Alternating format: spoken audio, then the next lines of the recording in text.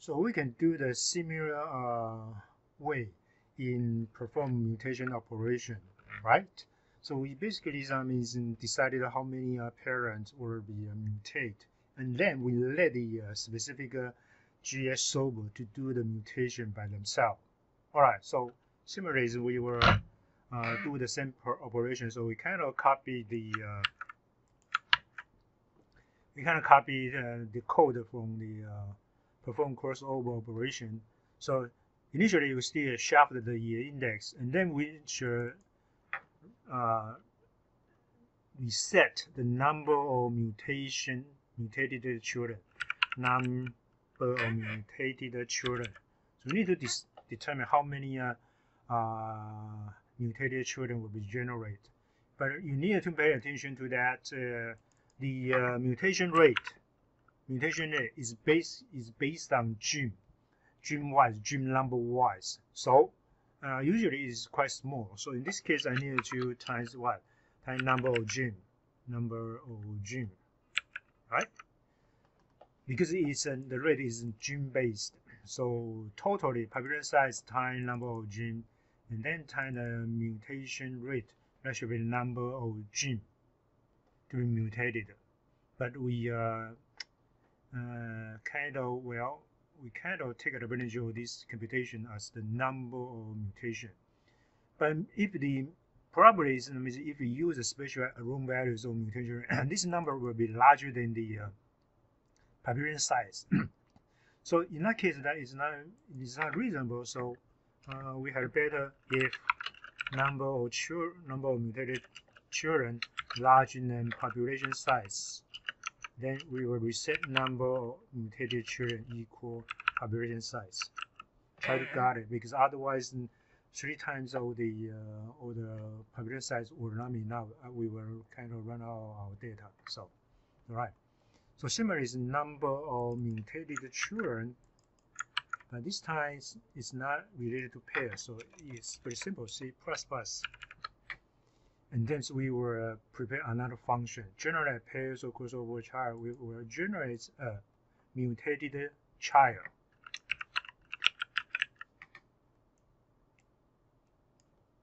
Generate a mutated child, right? So in that case, we just simply supply the parent ID and then the child ID, right? So it's a parent ID.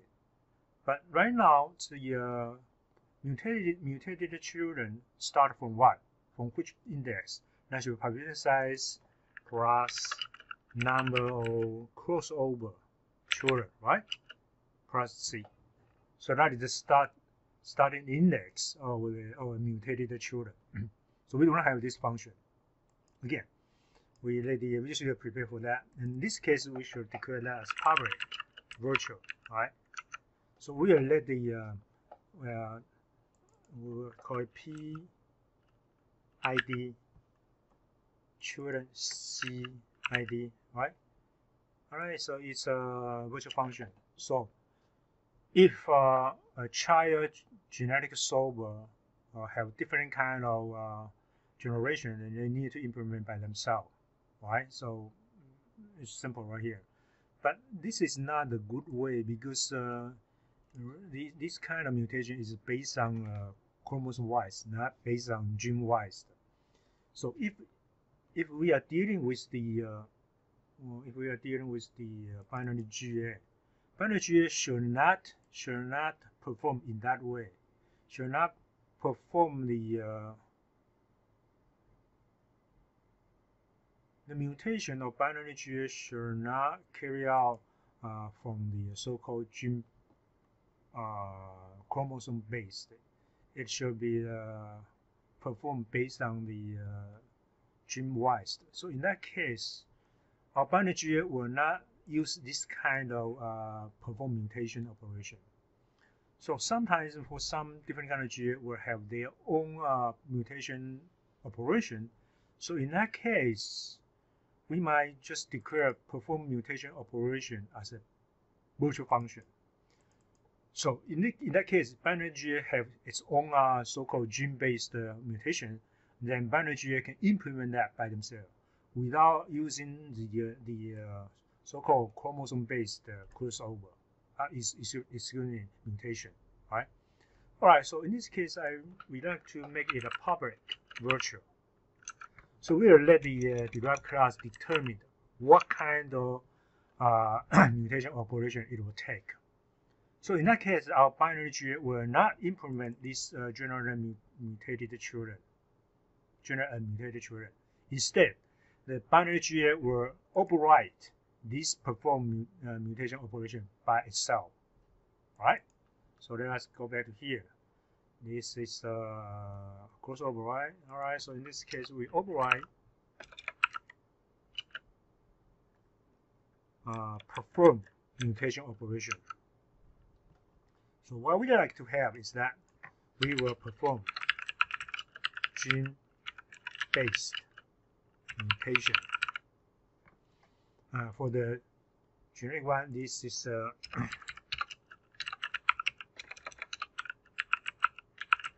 chromosome-based mutation. Well, so I think as you can see, for the permutation GA, they can implement this virtual function generate mutated children, because for the permutation GA, they will generate a new child from a parent. So definitely for the permutation should use so-called chromosome-based mutation there. But for binary generated GA, we have badly used the traditional gene-based mutation. So right now we need to have our own implementation. So I kind of number of gene mutated. So how can we calculate that? We also mutation rate times population size, right? Times number of genes. That is the total numbers of what? Total numbers of genes to be mutated. And since we have double involved, so we need to cast into cast that into where? Number of gene mutated. Excuse me, not here. Number of gene. Okay. So we start from the gene index 0. Start from there, and then we try to ask the random number generator to generate the index, the position index for us. So totally should be numbers of gene mutated should be allocated, and I think we need to put this ID into into an array. So we don't like to new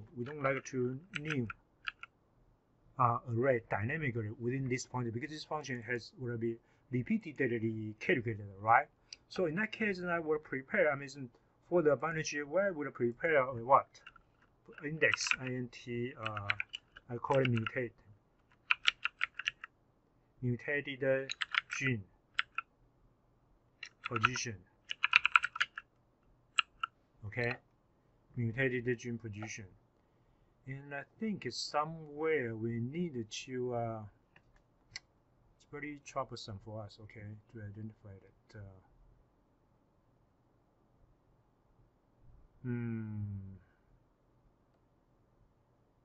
That depends on population size, and we do not have population size ready here. So we need to change it a little bit about the reset, because after reset we know the well, it's okay. I think it's okay.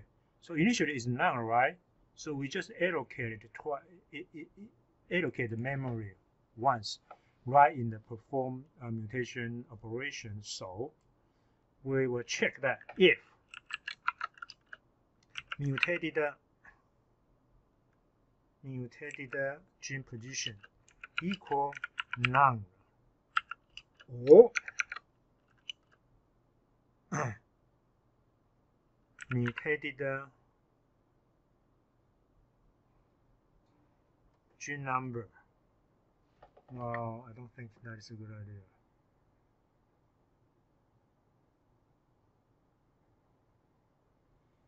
Population size times population size time number of gene. Okay, so okay, fine. Oh, if mutated gene position whose length is not equal population size times number of gene, well, in that case, we allocate memory. So only in this case, we either allocate memory or reallocate memory for the mutated gene position. New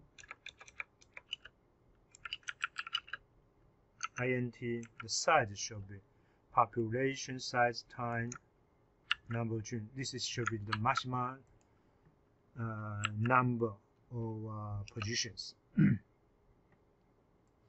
So we just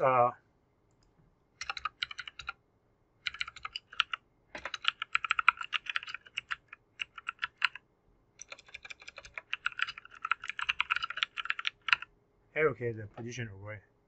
So from here, because we simply just want to mutate these numbers of gene, so in that case, we will ask randomizer prepare that for us. So so we start for int I equals 0, that's more than number of mutated gene. Well, excuse me, I think we have this variable defined in generic GJ, right? So we should directly use that number of no. Excuse me, it's number of gene, not number of mutated children. All right, so number of genes, okay. So number of gene right here, number of gene. So number of gene, and then I plus. So we ask randomizer. And randomizer next. So what is the range? The range should be the population size times number of gene, because the array size is so large, right? Because totally we will have these numbers of gene aggregated on the population. So start from there. Population size times number of gene.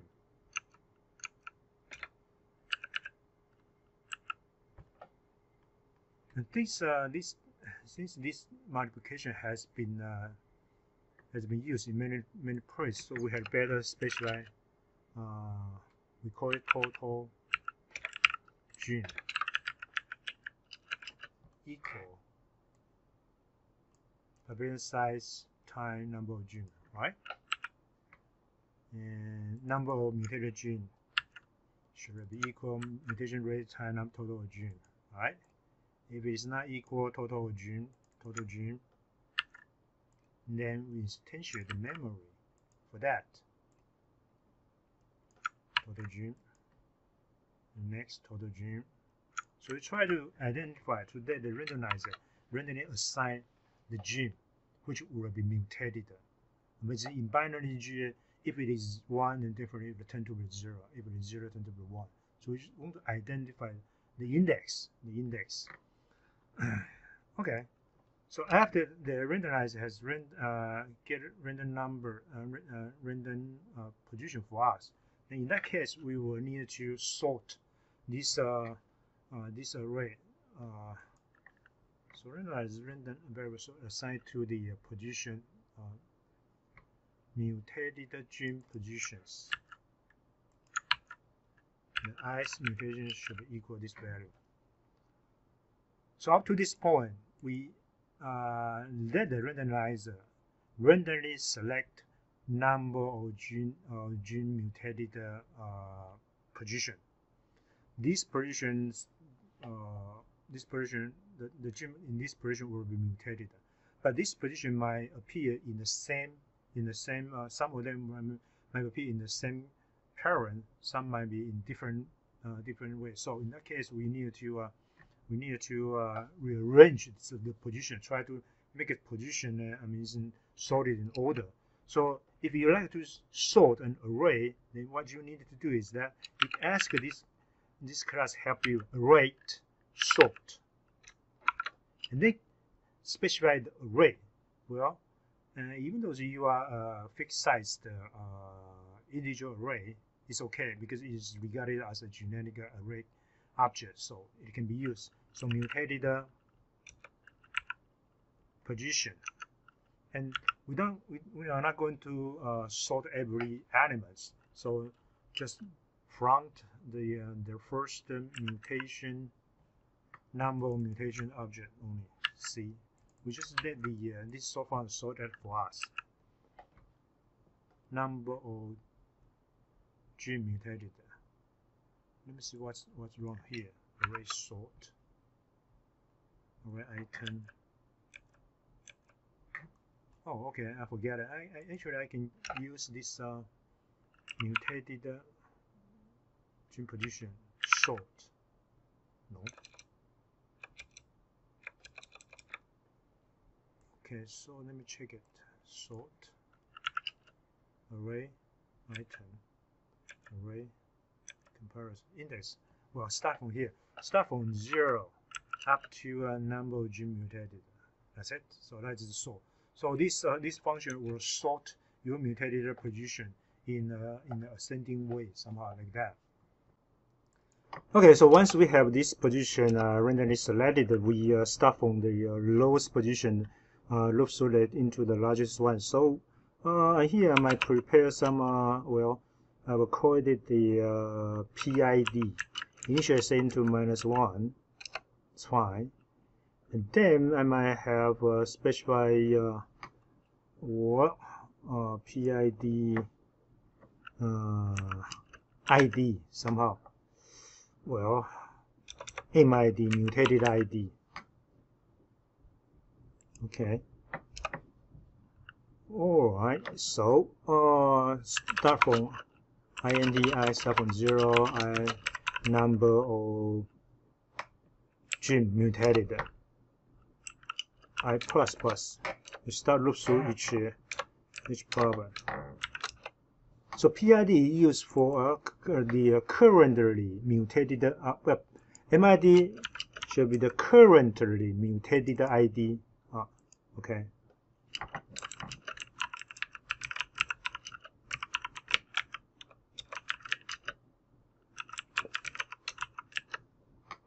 All right, currently mutated ID. But a PID is position. So, well, so in this case, so for the first gene, because ID in parent ID corresponding for this position.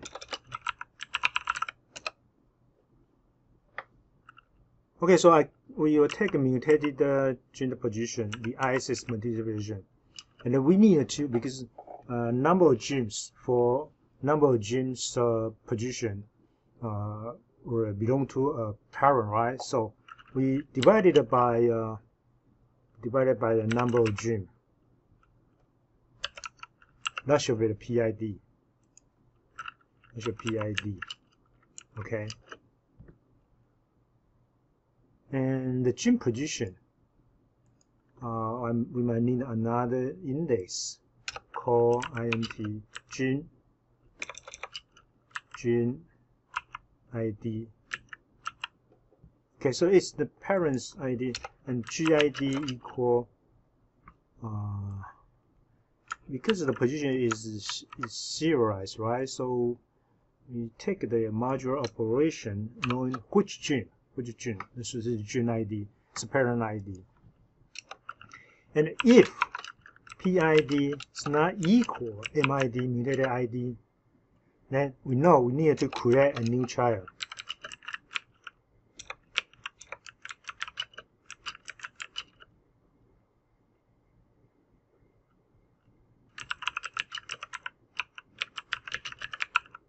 From PID. Okay. Alright, so we start from what? Start from number of mutated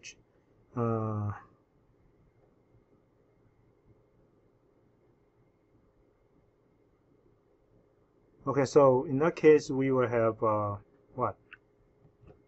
We might need another position.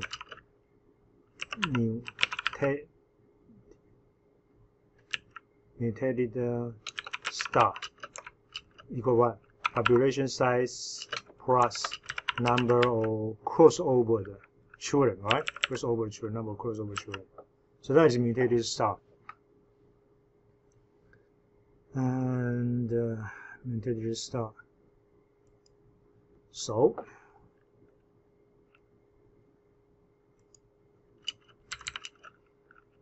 copy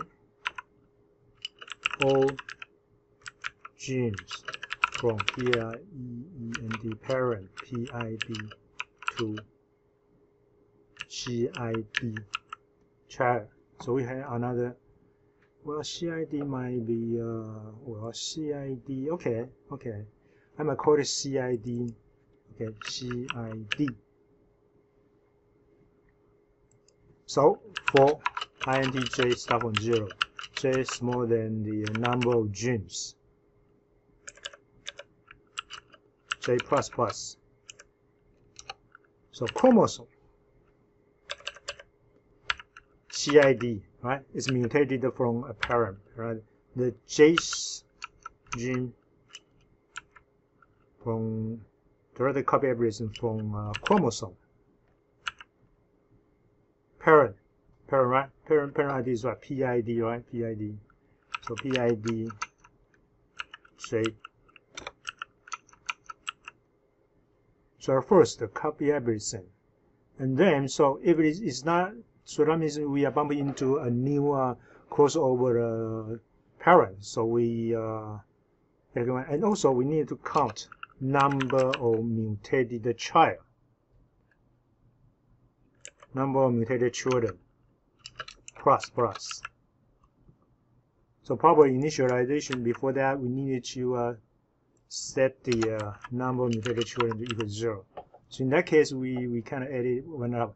And then after that, we need to deal with the mutation of this gene, GID gene. So chromosome,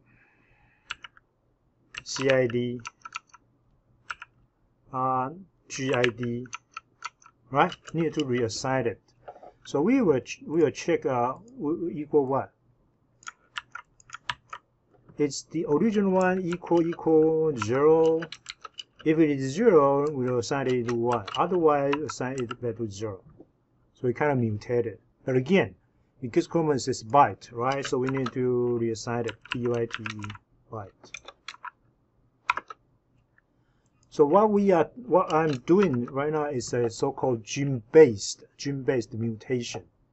So gene-based mutation, you need to identify the mutated position first, and then find the mutated parent and copy from mutated parent into child. And then assign each position, alter the gene or each mutated gene one by one after that. Alright, so before we leave, then since we have mutated ID, right? So mutated ID should be assigned. Well, in this case, not in here. Mutation ID right now set to be the PID.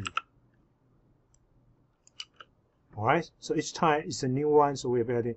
But for the second position, if they are still in the same PID, we are not going to create a new mutated children. We simply update, alter this gene on this place.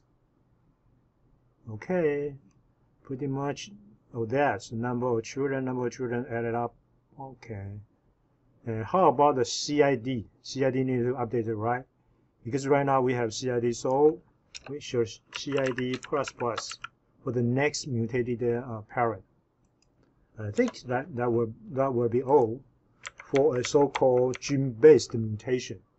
So eventually, the number of mutated children will be different from time to time. So next time probably we will have different numbers of mutated children. So pay attention to this kind of mutation operation. That is solely for the binary GA, because binary GA need to mutate the gene individually. So we need to implement this. We need to override this all function. But for the permutation genetic, probably you should override this guy. You should override this generally mutated child. You need to do that by yourself. So you need to prepare this function in order to use the so-called chromosome-based mutation operation. But for the binary GA, we simply override this whole function. But permutation GA, you need to use this one. You are not going to override this function. Instead, you override this specific function, generate mutated child. Okay, I think that will be all for perform mutation operation up to this point. Okay, so once we finish the perform mutation operation, we will go into evaluate objective function. Okay, we might call it evaluate OBJECTF objective values and update so far the best OBJECTF and the solution. Right? But before that, I think we should kind of, well, I think it's okay because we don't know the objective. So probably is in the reset, right? Reset initial populations. Okay. So during the reset, I think we need to set, because we always compare with the objective value, right? The so far the best objective, if this the iteration best is better than the so far the best, then the so far the best solution will be updated. So we might reset so far the best objective value. So far the object. So far, well, that's okay. So far the best objective, right? It's a double. Okay, so far the best objective equal what? Equal, because it's double, right? It's double type, right? So either way, it's double. That minimization should be maximized. No, minimize. Yeah, should be maximized. Otherwise, should be double mean value, right? Based on what? Based on problem type.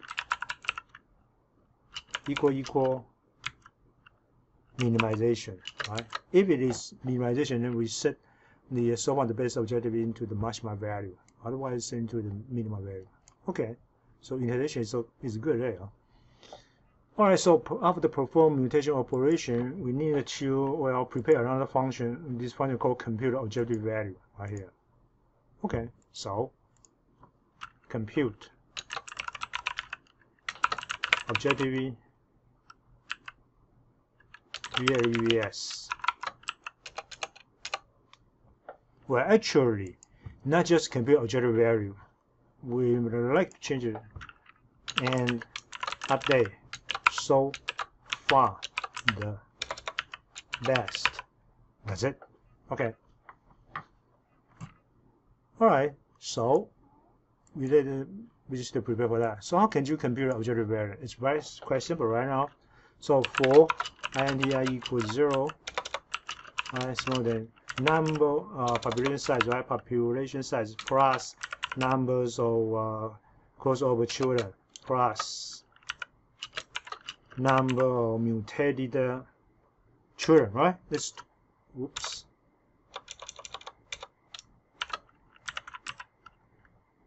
Number of mutated children, right? Total is we have this chromosome ready. So how can you do that? Well, objective value is you.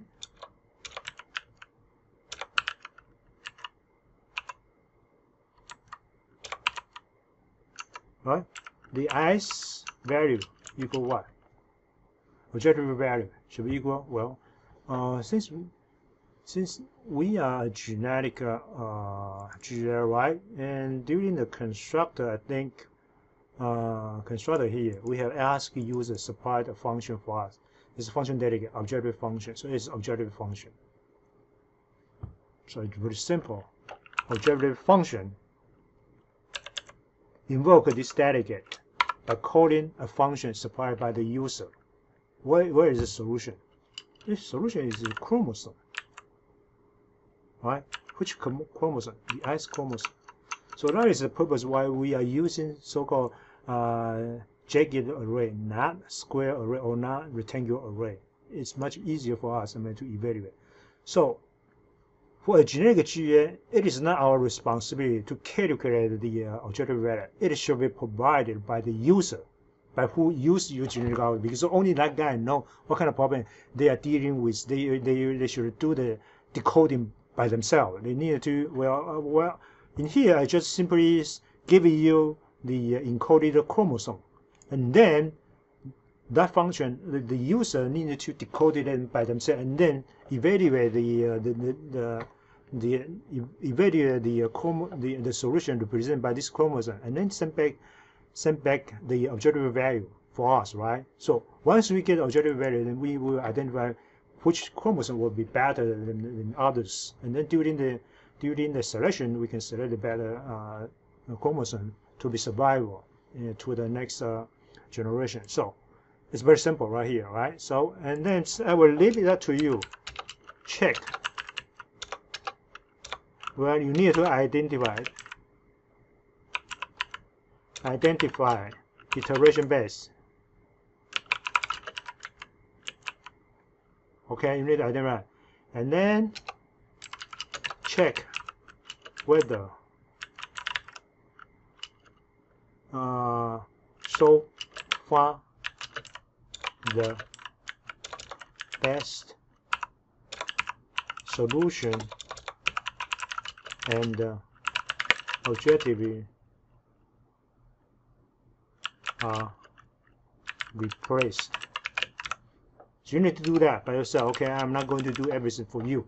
So basically what you will have to do is that iteration based. I don't know whether we have that or not. Iteration based solution. Right here, iteration based objective. Well, in that case, I think we can simply subtract. Well, we're not going to set a new data field. Okay, let me check. Iteration count. Yes, we do not have that. So iteration average, probably we can, well, set it probably just get only. Get and initialize it to 0. So in that case, we will have property iteration objective average. And we also have iteration based objective 2. User can only get and initialize into 0.0. So it's about the time you determine iteration objective average, iteration best objective. Okay. So what you need to calculate is that iteration best objective equal what? Iteration average, objective average equal what? Because user need to access this kind of data, and also probably reset so far the best objective value. Well, it's property. So we might, shall we have this guy so far the best objective? Okay, let me see. So far the best objective property. Yeah, we have get, and probably we should set initial value into 0. So the best objective. We do have so far the best objective, but in order to save the memories, I might erase it. So far the best objective. Well, okay, we just leave it there. Fine, because it is mentioned in the instructions, so I had better stick on that. Okay, so we have an individual data field called so far the best objective. So far the best objective. So in that case, when it needed to calculate so far the best objective. Not just that, you need to also, if the so you still need to copy the solution to so far the best solution. I take a mark at that. Do Jim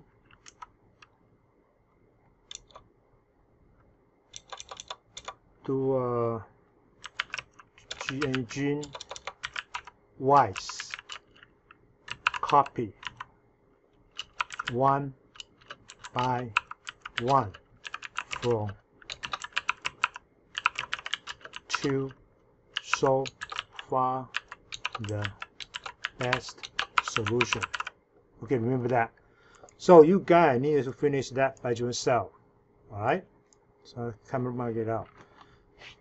So after mutation, we compute the objective value and update so far the best. So that is the purpose right here.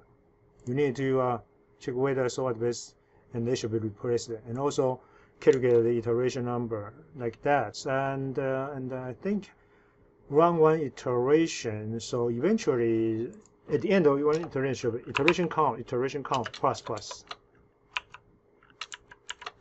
Right? And also in reset that we need to reset iteration count. Iteration count equals 0. Reset, and then once we finish an iteration, we updated the counter by 1. So evaluate objective values and update so far the best solution. Fine.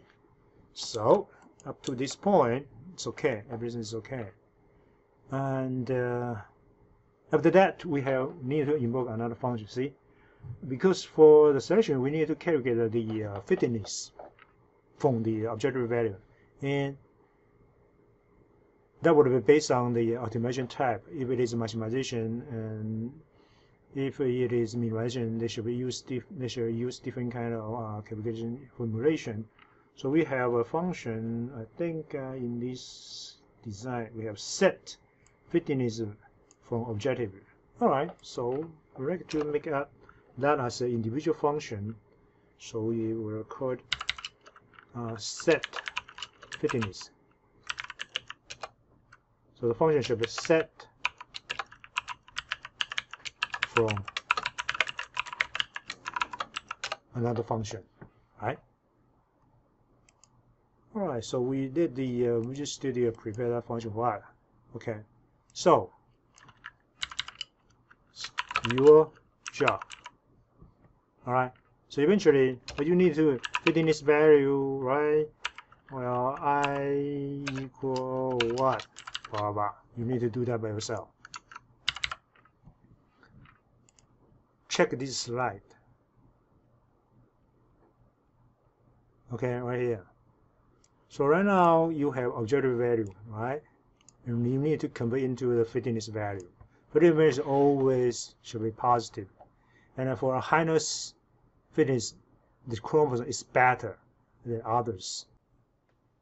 Okay, the calculation, you need to pay attention to the minimization problem, because as you can see, this y-axis has been flips. So positive is is going down here. O maximize right here is OK right there. So once we have O maximize minus OK, and then this amount is positive, so it's positive there. So just follow the equation there to implement this function by yourself, set fitness objective value. So during one iteration, we perform crossover, perform mutation, evaluate objective value, and update so far the best solution, and also we set fitness value there. And after that, we will perform selection, right? So solution, in solution, I think we have a function there, perform selection operation. All right, so we will prepare another function, form.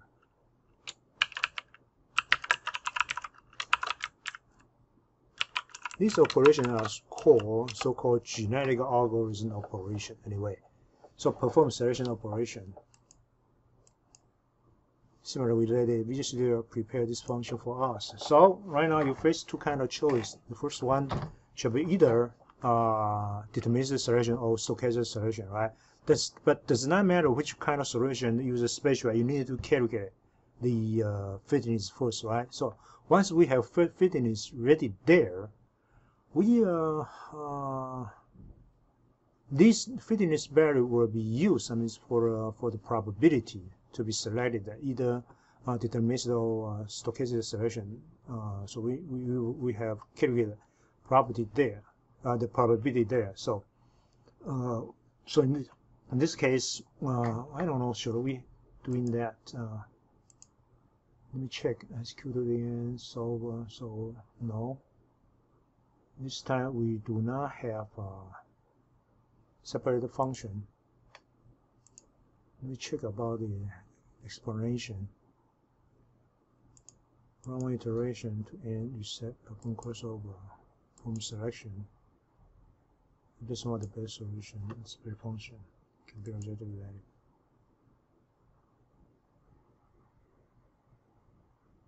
Selection. Well, this is the instruction has suggested you that either way you kind of wrap up all the statement in deterministic selection into a function, or probably you can just implement this deterministic right here. So in this use, probably I should do that. So if selection mode, selection type is equal deterministics. All right. So we are not going to design new function. We just do it right here. Else, not sure that. So stochastic selection. And for the deterministic selection, it's quite simple, right? Because right now, up to this point, we have all the objective value ready, right? So in fitness, so what we need to do probably just sort the objectivity, sort the fitness value. So it demands a kind of sort fitness.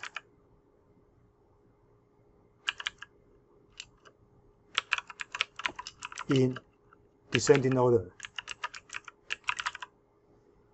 In descending order meaning what? Meaning so, well, right now we kind of aggregated the parent and child together, and then we sorted the fitness array and associate with the index.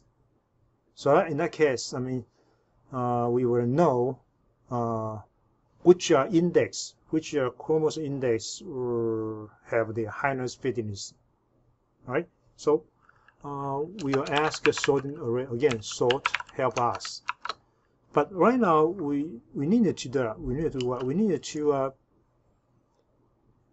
reuse the indexes array.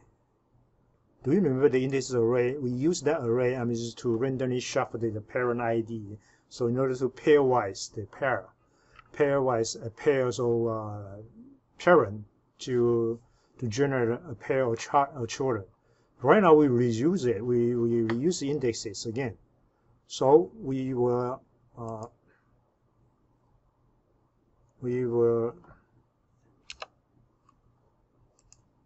prepare. We'll create index for parent and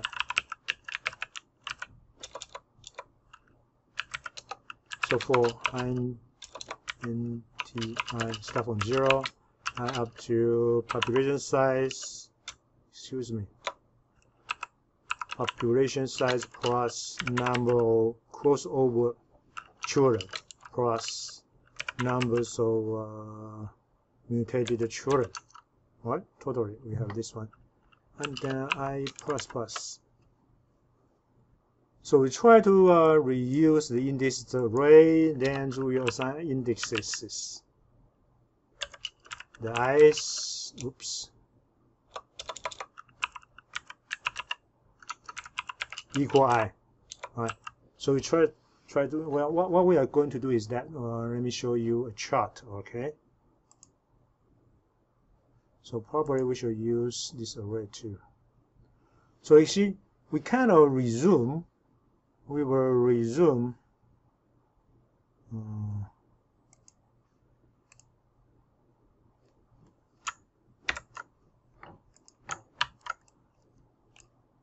We'll resume the index right here. So this time we're up to this point. 0 up to, for this example, up to 23, right? And the fitness value right here. So probably we might have, well, this guy probably 0.8. This is 80 somehow. 11. Anyway, we will sort these two arrays based on the value of this objective value, right? This fitness value. See, right now we have different kind of fitness, right? So for example, this is 11, this is 2.5.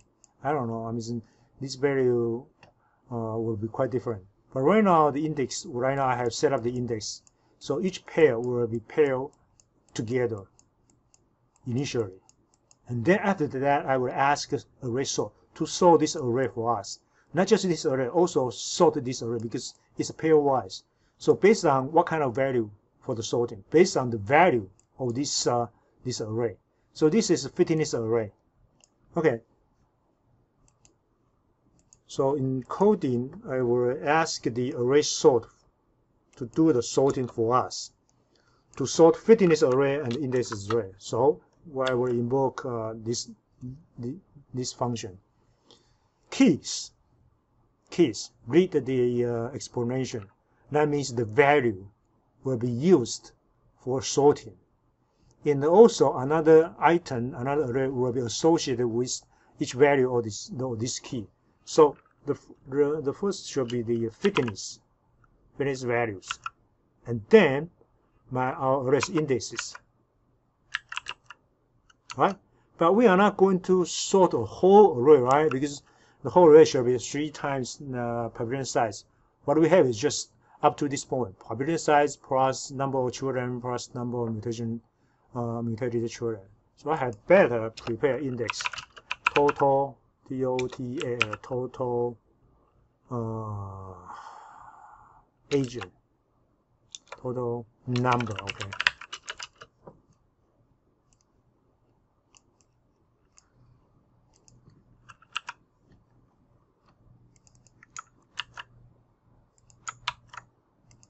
So we are not going to sort the whole array, and I should invoke another function. So I will invoke the 6th way to call it: array keys, array items, indexes, start index, and the length. Start index always start from 0, right? How about the length? Up to total number. But if you take a look at the explanation of this function, you sort the array in ascending order. Ascending order meaning what? Meaning, well, right now the array starts from the lowest fitness value up to the highest one. This is not what we want, right? So we need to kind of reverse this array. So arrays has another function called inverse. Oh, not.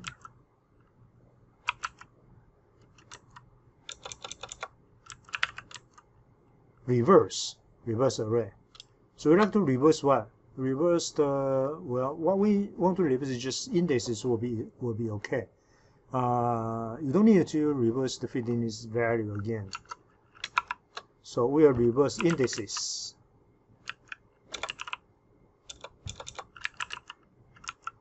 And also start from 0 up to total numbers. That's it. So after this function, after the fitness, so after the reverse index, then the index with the highest fitness value will appear in front of this array, right? So since it's the deterministic selection, what we need to do is that, well, we simply just copy the population size, because the population size index from this array and to another place, and then copy it back to the original chromosome array. So in that case, that will be done. Okay.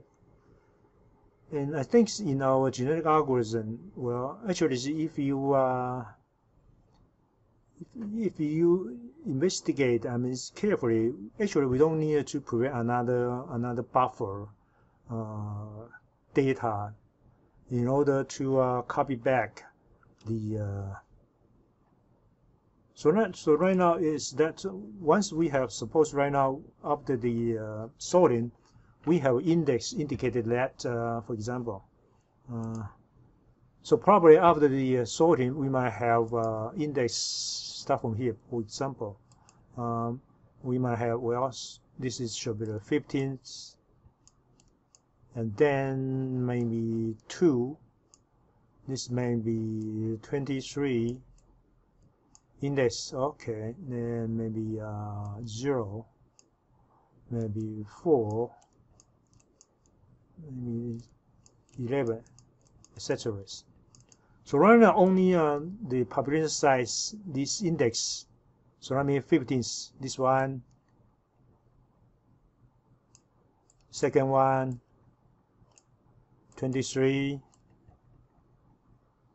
This the highest fitness should be 15, so this is the best one, right? 15, and then second, and 23.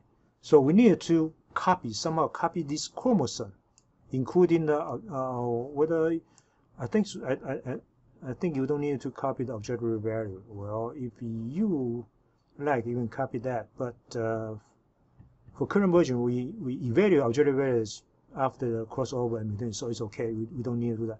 So we need to copy the gene back to this portion somehow. So we need to copy back, but some of them were, for example, this one will be copied to override this place, this one. And the second one shall be feed up the second one, right? The third one shall be override this one. So as you can see, in order to make a copy correctly, because population size, some chromosome or the parent will be preserved if we directly write everything back to obscure, to overlap the older gene value, and the data will not be correct. So we have better prepare a buffer. What you need to do is that, well, once you have 15 to 33, so you go to the 5th chromosome, copy all the stuff to the first buffer place. Second, here, copy the gene to the second place there. Copy everything. So after you copy the 10th array right here, right? And then after that, you write them back to the original pattern one by one. To these chromosomes should be survived to the next generation, right? So doing this way. So for these years, I kind of I kind of ask you guys prepare a buffer for selection operation. That will be much easier for you. But in fact, if you are good in algorithm or good in programming, actually, we can do the copy right within this memory space. We can carefully write everything there. All right. So for this moment, for this version, I simply ask you guys prepare a buffer for the selection operation that will be error-proof anyway somehow. Otherwise, you will have unexpected result. If you are not familiar with the logic, copy logic, you will screw up the parent gene somehow. So, okay, let us go back to place. So we will have protected similarly T. Probably, well, I like to make it as a square. All right, so we call it buffer, B-U-F-F-E-R-S. Because we don't need to extract each chromosome individually, so we can take advantage of rectangular array for us. It's much more better for us, so we call it buffers.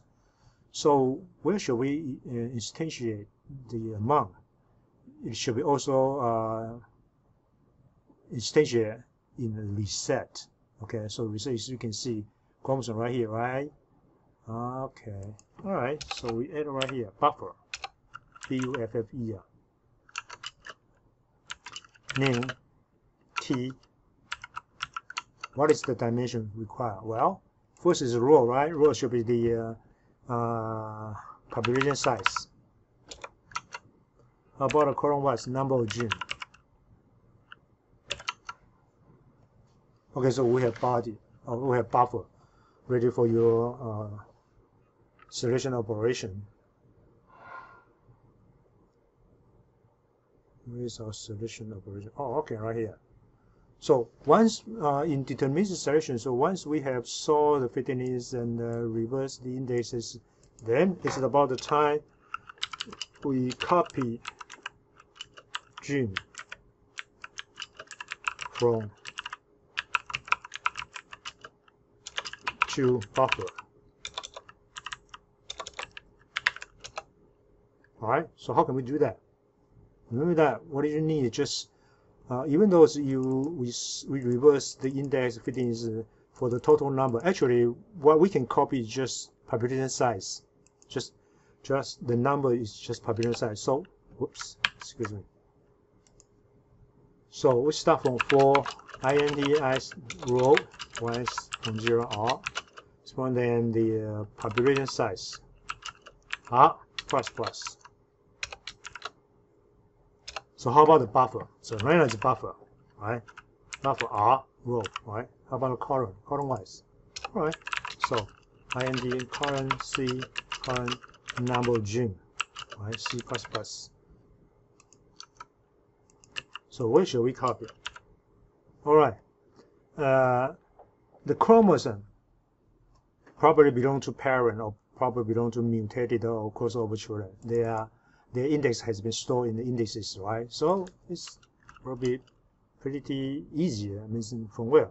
From chromosome, right? Which one? Indices. Which one? R. How about the gene? C. Gene C, right? So copy gene from chromosome to buffers. Okay. And then copy gene from BFE back to, that's it. Pay attention to that. You need to copy gene by gene. That means gene wise copy. Otherwise, you cannot just copy the array, the reference array. It will be totally wrong. I mean, in previous years, I mean, a lot of students cannot overcome this problem because they did not, well, it's kind of like the knowledge about the reference, about the address anyway, somehow. Doesn't matter. This year, I ask you guys to prepare a buffer because in that case, you will not screw up with the so-called reference problem. Anyway, all right. So copy gene from buffer back to the chromosome. So similar chromosome from where? From buffer. Okay, that is why we call it buffer.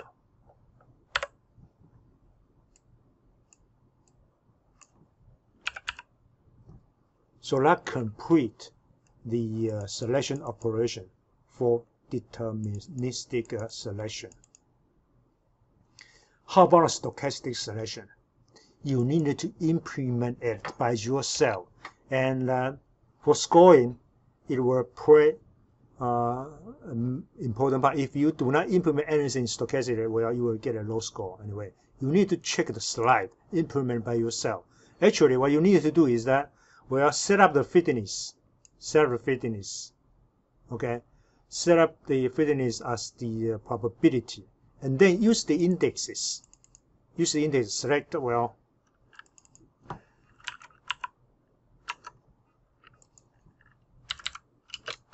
prepare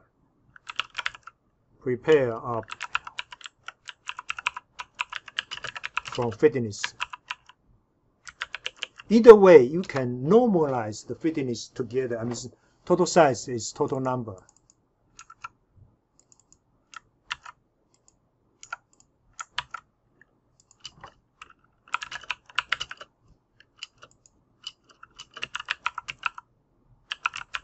So right now, remember that the candidates, including the parents and the mutation and the crossover children, they all all of them has a chance to be selected anyway. So what you need to do, just try to select population size. So how can you do the selection? Well, execute rate wheel. Okay, and then set index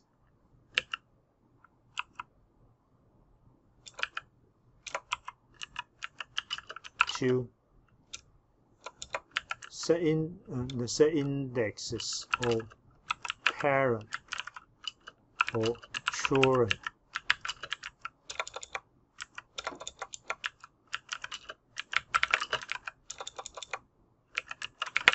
to index array. Okay, so what you need to do is that we are set up indexes array. So as you can see, actually, no matter it is the deterministic selection or stochastic selection, you just need to prepare indexes array. Okay, and then for the rest of them should be the same. So in this case, I will move similar part to the third place. So the mission for the deterministic parts and the stochastic part are all the same. You need to set the index to either parent or child, store them in the indexes array. And after you have assigned it, then we will copy gene from chromosome to buffer and then copy back from the buffer back to the chromosome. So they are the same. This place should be the same. So you need to do that by yourself to perform stochastic selection. Okay, so up to this point, I think the skeletons of the genetic GSO is almost done, right? It's almost done. So wrong iteration, well, as you can see, crossover, mutation, evaluate objective value, and set fitness for selection, and then perform selection. So we need to do the next generation. It's very simple. So this is round one iterations implementation. How about round to end? Do we have round to end? Let me check. No, we do not have a round to end. But usually, I think probably we have just round one iteration will be enough. Yeah, will be enough. Round one iteration will be enough.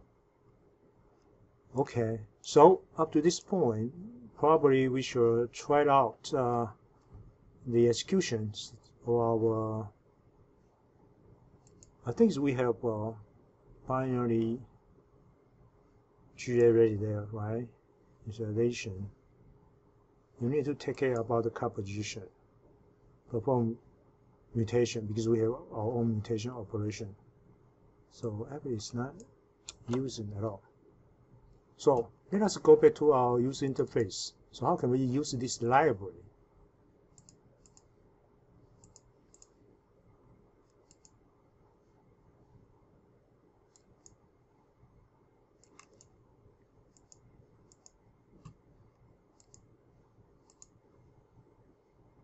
Okay, so right now we have reset, right? Run one iteration, run to end. We have curve already there. All right. So back to the phone. Phone is a user interface, right? So phone have this chart ready, right? So and then so they provide a reset. Quite simple, right? Reset in how about run one iteration? Okay, run one iteration there. Okay, and I think we have another thing needed to take care is the termination, right? So when will it be the end or the evolution? So in our previous design, I think, oh, not here. we have another function saying what? Termination condition met.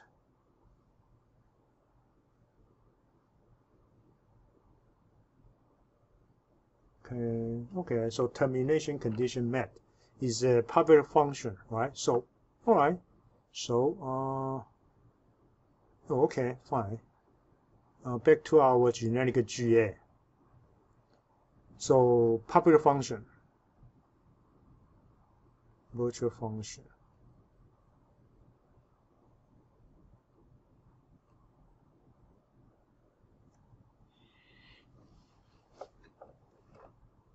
Run one iteration right here. Reset, run one iteration.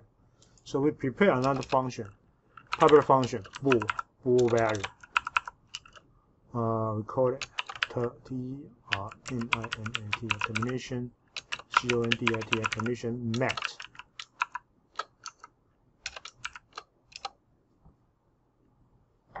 Okay, so suppose right now our generic GA just provide one termination condition setting. That is iteration limit. So iteration can be specified by the user, right? So either way, I can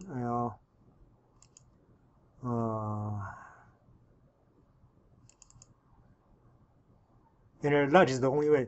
Sometimes we might evaluate the number of core for the auxiliary function to set that as the termination condition. But for simplicity, I just ask you guys implement the only stopping condition. That should be the once the iteration count reach the iteration limit, then the execution will be automatically terminated.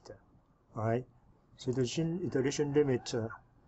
Again, you need to specify that you specify. So I will ask the iteration count, iteration limit right here. Iteration limit, fine, iteration limit. So within this iteration, so we simply check if iteration count greater or equal than iteration limit, then return true, else false. Okay, so much simpler than you can true, false. Later, you can implement your own termination condition. For example, number of function call somehow by yourself, right? Or probably successively count for objective value not improvement. It's another termination condition too. Return. Okay, so the termination condition met. So once this function are ready, since you are a user, main function is a user, so run one iteration, it's okay, just call it a run one iteration. But once user run one iteration, then we like to what? Like to add a point, right? I mean, back to the form itself, it's a user interface. So if I reset, if you use a quick reset, right? Because, well, I ask the solver reset, right? But again, myself need to reset.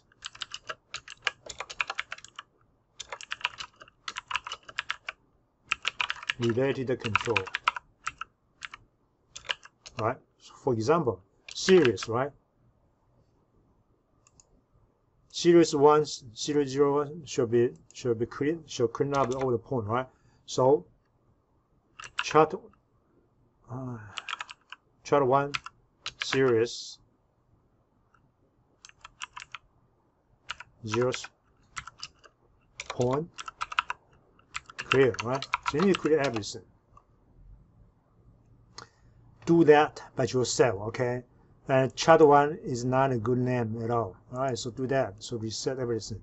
So once one iteration is done, right? So we need to put a line, proper point there for this straight line series, right?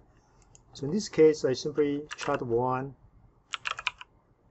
series 0, 1, 2, 2 points. Add. What is the X? You need to grab the iteration count from solver, right? Solver, that iteration count. the ID, iteration ID, right? And how about the so far the best solution? Solver. So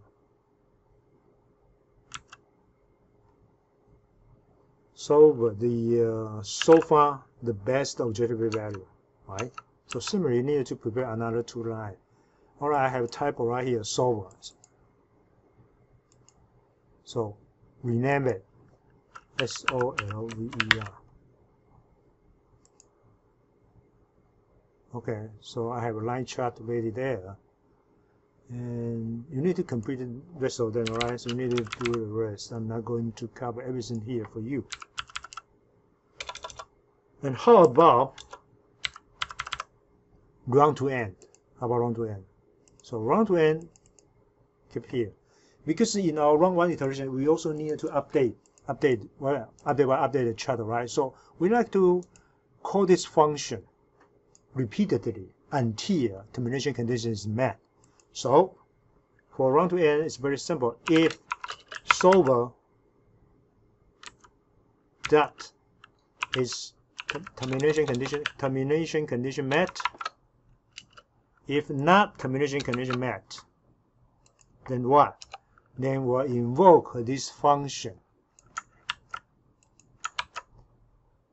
without specifying any parameter. Now, so we can call this function. Just simulate a user click on this button, right? So once it is done, then it's right here. And probably, usually, for meta-user argument, it will take probably a long time to run the automation operation. So we had better change the icon, the shape of the icon. So we call it cursor, CURSOR, cursor. Reset it, excuse me, CURSOR. There is a bank, wait cursor.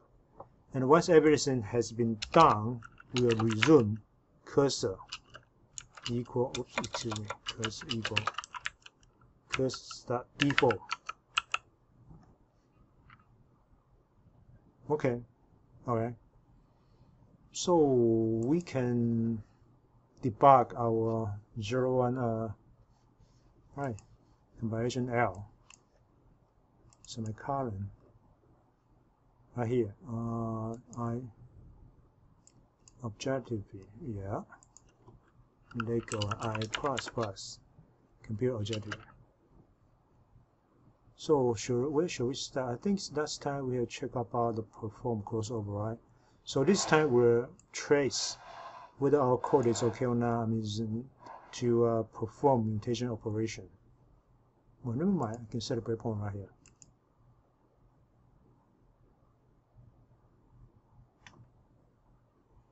Okay, open.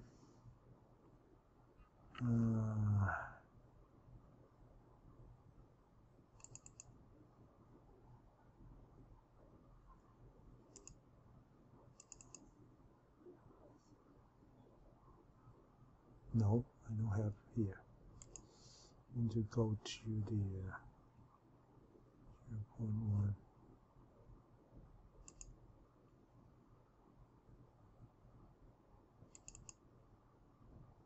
Demo.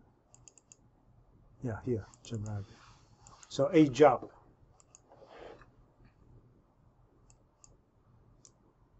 So we're ready in a benchmark, and then this button are ready for us. So click on one. So currently population size 20. Well, I did not see the iteration limit. How come? Let me check. Iteration limit.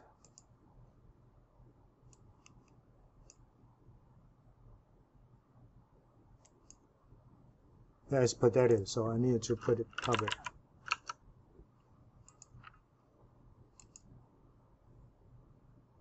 So I read in a job,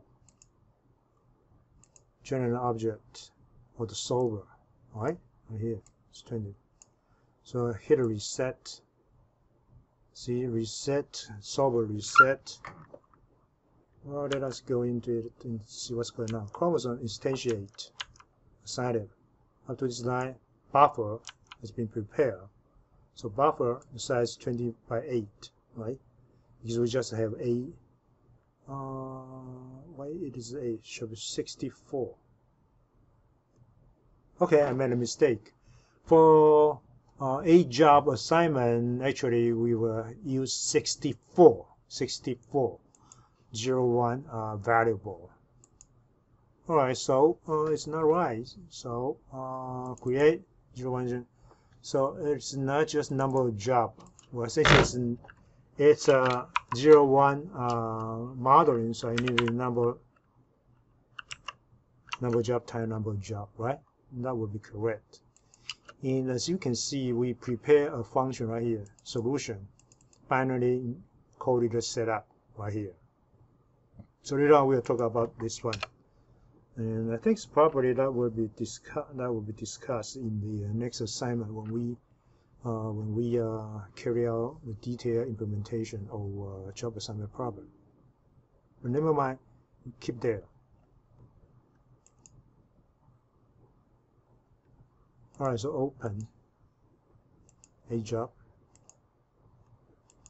create. So we have reset, enter it. Chromosomes up to this line. Chromosome is ready, right? 60. See, they are initial value ready there. 64, actually 64, right? Right here. The population size, since population size is 20, so but chromosome size should be 60. So as you can see, start from 20. That should be used for storing the crossover children, right? Alright, yeah, that's okay. Buffer 20 by 64. Alright, so objective value right now up to this point. So initially it's very large, right? So okay, after everything reset, and then we reset chart series back for the face. Then we try to run one iteration. So I hit run one iteration, came to this place. So F11. So we came to the generic GA, perform one iteration, perform crossover operation. Last time we have seen the detail, right? So let us go to here, shuffle the array, initial array, right here, 0 0 0. So we ask the help from this guy. This guy string first, set the array value in order, right? So up to this line, we have array, we have index array 0 up to 19, right? Because for the first time we just want to shuffle the parent, right? So only 20 parent will be shuffled, and once this function is executed, then a shuffled array is ready. Right, up to this point, array has been shuffled. The index of the parent has been shuffled for the first 20 places, right? And then number of crossover children will be calculated. How many? 16, right? 16. So we start from the first one up to the 16, pairwise, right?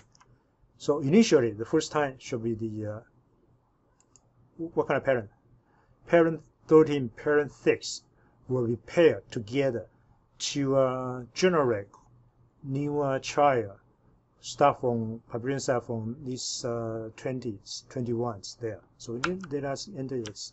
So right here is overridden by the GA, by the binary GA, right? So binary GA, knowing that this function can pick up parent 1 from this index 13, parent 2 from index 6, and then once it generates a child, we'll put into the 20th, 21st. All right. So you need to implement correctly. You need to consider about the cut point. So you need to do that by yourself.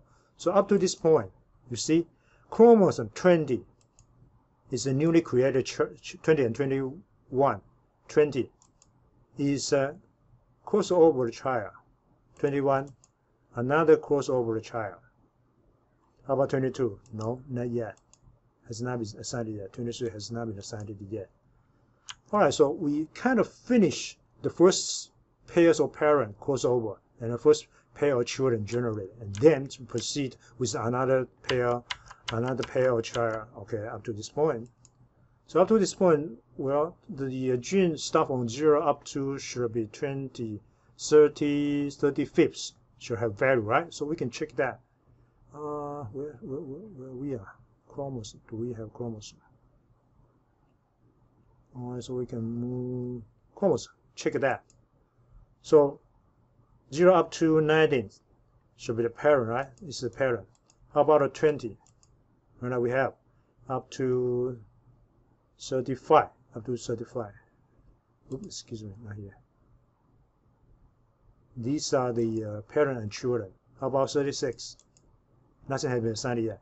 So mutated children will start from index 36 later on. Okay, so if perform crossover operation, then we do the mutation operation. So we enter it, and as you can see, we override this old function for binary GA. So we came to this point. So at first we know total gene number, right? So that should be 1,280. Population size times number of gene. Number of gene mutated based on the user specified mutation rate. 0.05, right? 0.05 times this guy. So how many gene will be mutated? 64. Right? 64. Okay. How about the mutated gene position? Initially it's none, right? It's initially none. So we instantiate the memory right here. Total gene should be 1,200 at most, right? At most, all of them should be mutated. Fine. We just create a large array to use it repeatedly, so it's okay. And then we just want to we just did the randomizers randomly select 64 gene position for us. So well, because of it, so let me execute to this time. So up to this time, we let the randomizer selected the position for us for 64 gene right here. So the position there, right? Some position has been in the rear parts, some in front of parts. No matter what, okay. So right now, mutation gene position array do have this one, and it's up to 64 because only 64 gene position has been selected. So we ask the array to sort this position for us. So once this sort is executed, check the mutated gene position array again. As you can see, start from 3, position 3, 38, 42. Probably these two positions belong to the same parent, right? Because each parent has 64. Oh no, excuse me. Right now, since the length of the chromosome should contain 64 genes. So position 3. So position 3, 38, 42, 51. These 4 positions belong to parent 0, right? Parent 0 belong to parent 0. How about 82? 82, 88, 64, 102. I think it's up to 100 should belong to second parent. So number of mutated children will be determined based on the position randomly selected. Okay, so start from PID equal -1, -1, GID, CID. So we know the CID, the first mutated children were put in this place. Population size 20, 16, all right, 36. So that should be 36. Start from 36 will be the crossover. Excuse me, mutated children. So number of mutated children reset to 0. Then we need to traverse each position one by one. Number of mutated 64. So we use this division and modulation identify which parent of this position belonging to, or this position belong to. So we know PID should belong to 0. How about the position? Position 0 right now is 3. 3 belong to PI. Belong to the parent 0. And how about the gene? Gene position is 3, right? So it's okay. Initially, MID set to -1, right? MID, so PID right now is 0. MID is different. So we need to create a child. Right? So create a child. So we use CID, copy everything from parent PID from parent 0 to CID. See, this part just simply copy the parent to this to this child. And then so we have increased number of we create a new mutated children. MID right now we have assigned MID so equal PID, right? So CID forward for the next mutated children. So up to this point, we simply allocate a new child, copy everything from parent, and then after that we need to mutate the gene. So we check the gene, right? So CID is chromosome CID is a children, right? Children's position, and then so that should be 30. Oh, excuse me, I made a mistake. We should not do it here. CID. Oh no, we should not change it. There will be a pitfall right here. Not CID. Okay, CID should be down. Children CID.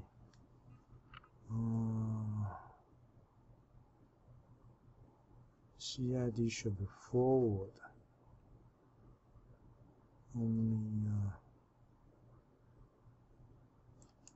Well, I think this should be put in front of it. And the initial will set into -1.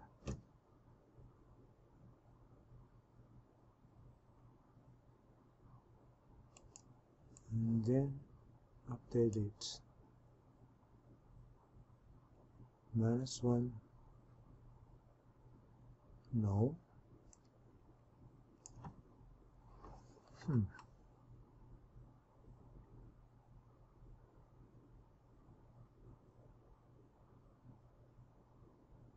Yes, -1.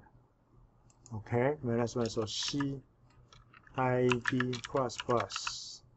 Yes, yeah, we should just the update should be one step later. So CID -1. So if it's not equal, then you have to do this one, create this one. If it is not again, edit 1. Oh, okay. All right. So yeah, this one will be okay. So let us repeat everything up to this point. So reading the model, a job, generate, reset it, keep going, run one iteration, sub run iteration, finish crossover, enter mutation. So up to this point. So we are back right here. So CID is 36, right? Gene position 3 should not 3. This time is 5. So what we have the position show. So check it up. Check the position. 5, 24, 22, 41, 47. Because we have 64 bit. So these 4 gene or parent 0 should be copied to the child 36, and then alter the gene value. Position 5, 22, 41, 47. So you can see the 5 position will be changed. Alright, if it is 0, turn up to be 1. So initially it's initially the well, never mind, just follow it. And how about the second position? Second position right now is 1, right? Second position should be the 22. So we calculate the PID still parent 0, right? How about the G22? So there is no any new mutated children generate. We still stick on CID 36. Change the gene position 22 into a different value. So similarly, the third one, PID still 0, GID is 41. Okay, so let me check 41. How about 47 should be the same. So you see, PID still 0, 47. Alter the gene value. Oh, okay, this time I is the fourth. 77. 77 divided by number of gene is 64, right? So PID right now is 1. That means parent 1 will be mutated as a new child.